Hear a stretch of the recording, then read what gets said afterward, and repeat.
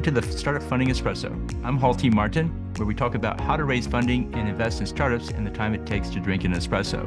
If you have a question about startup funding or investing, please go to the website, startupfundingespresso.com, and type in your question into the chat bot in the lower right corner to receive an answer. I hope you enjoy this episode.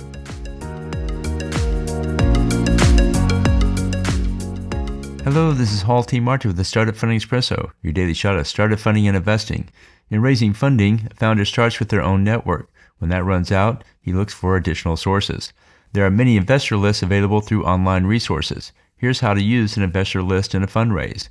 Check your connections to the investor through your network, including social media.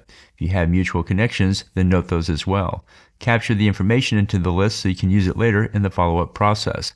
Reach out to the contacts on the list with a customized message just for each one.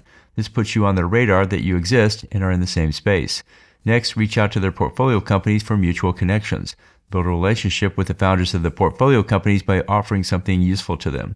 By building these relationships, one can then ask for introductions.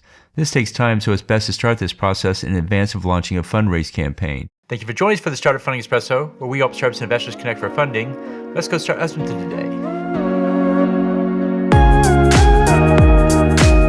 Hall T. Martin is the director of Investor Connect, which is a 501c3 nonprofit dedicated to the education of investors for early stage funding.